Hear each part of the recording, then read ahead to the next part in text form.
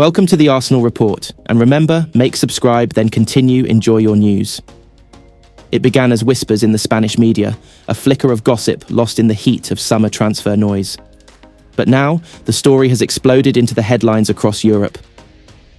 Vinícius Júnior, Real Madrid's electric Brazilian superstar, is in active negotiations with Arsenal Football Club.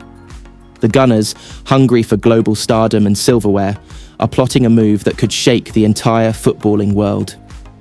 Chapter 1. The whispers that ignited a dream. For years, Arsenal had been climbing back to the top. Under Mikel Arteta, the North London club rediscovered its identity: beautiful football, youth, ambition, and fight. But after consecutive second-place finishes and a painful UEFA Champions League semi-final exit last season, the club's hierarchy decided that now was the time for something monumental. Vinícius Júnior had just helped Real Madrid win another La Liga title, but rumours of unrest behind closed doors persisted. He wanted more than trophies. He wanted to feel like the face of a project. With Kylian Mbappé arriving at Madrid and Endrick waiting in the wings, Vinícius began to consider a new challenge. Arsenal, with their high-octane football and their rising global appeal, offered just that. Edu Gaspar, Arsenal's technical director, quietly flew to Madrid on a mission. There, behind the scenes, preliminary talks with Vinícius's representatives were initiated. Chapter 2. A call from Arteta. Mikel Arteta had never been afraid of dreaming big. After helping to develop the likes of Bukayo Saka, Martin Ødegaard, and Gabriel Martinelli, Arteta now craved a player who could lead the next evolution of Arsenal. Someone world-class, magnetic, fearless. Vinícius received a direct call from the Arsenal boss. Arteta painted a picture of a project with him at its heart, leading the charge in the Premier League and Europe, flanked by Saka and Ødegaard, fed by Rice and Zubimendi. Vinícius was captivated by the vision. He didn't commit, but he listened, and that was more than enough. Chapter 3.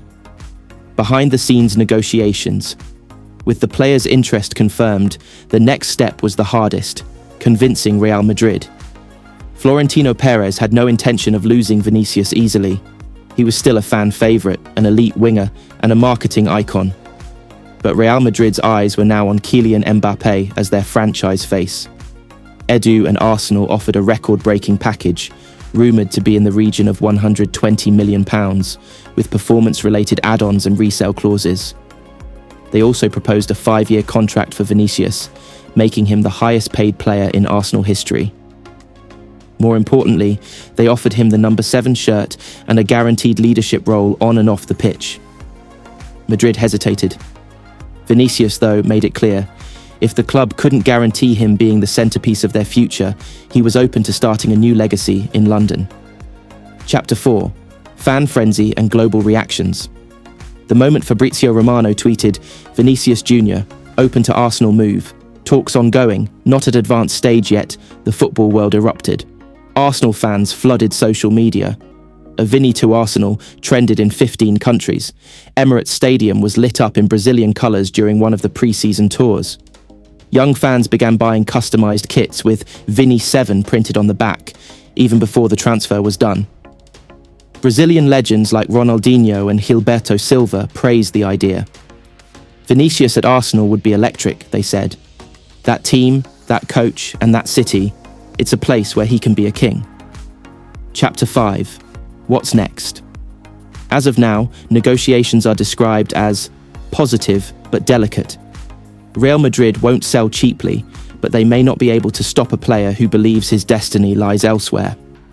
Arsenal, backed by billionaire owner Stan Kroenke's full support, is prepared to break its transfer record again after the £105 million Declan Rice deal. Vinícius Júnior is expected to decide before the end of July. His agents are reportedly in London for further talks with Arsenal's board. Personal terms have been largely agreed upon. The only hurdle remains the final agreement between clubs. The dream becomes closer. If this transfer is completed, it will mark one of the greatest coups in Arsenal's modern history. A player who dazzled at the Santiago Bernabeu could soon be lighting up the Emirates. Vinícius Júnior's story may soon take a North London twist. a Brazilian samba in red and white. And if it happens, Arsenal won't just be dreaming of the Premier League title. Another news. Robbie Lyle, the unmistakable face and voice behind AFTV, the fan channel that redefined football media, is now officially part of Arsenal Football Club. Not as a pundit, not just as a fan, but as the club's newly appointed head of fan culture and community engagement. And his story, filled with 5,000 shades of passion, controversy, resilience, and reinvention, is one that Arsenal supporters will tell for generations.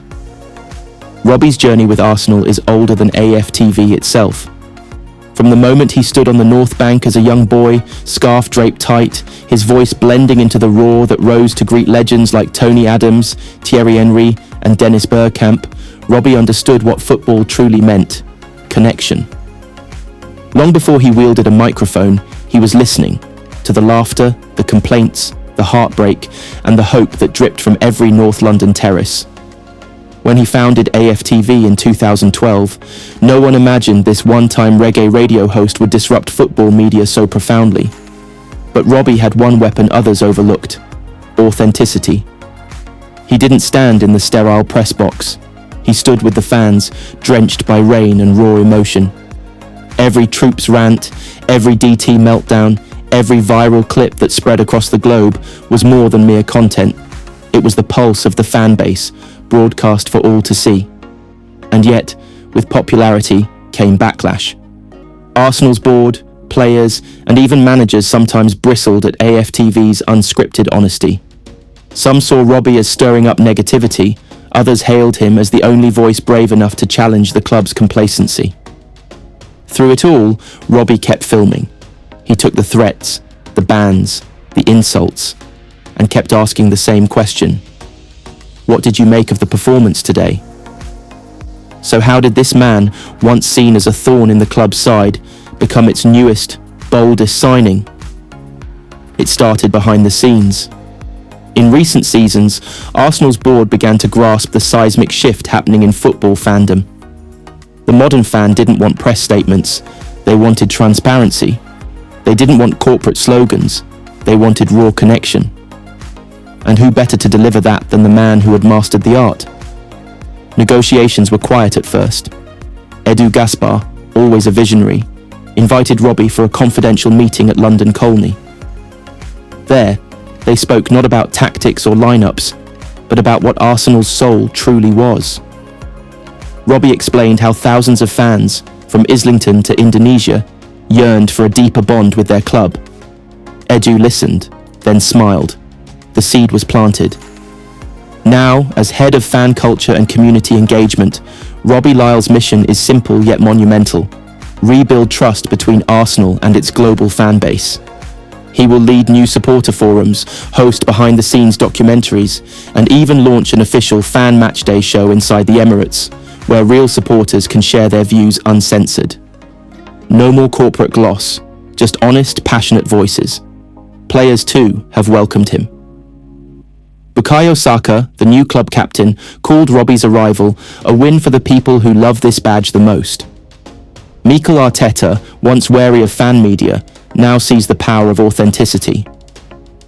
We talk about unity, we talk about togetherness, Arteta said. Robbie knows what it means to bring people together.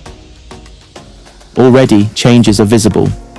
The club's social channels, once stiff and formal, now feature behind-the-scenes chats with fans at away grounds, raw matchday reactions, and even fun segments with Robbie and legends like Ian Wright.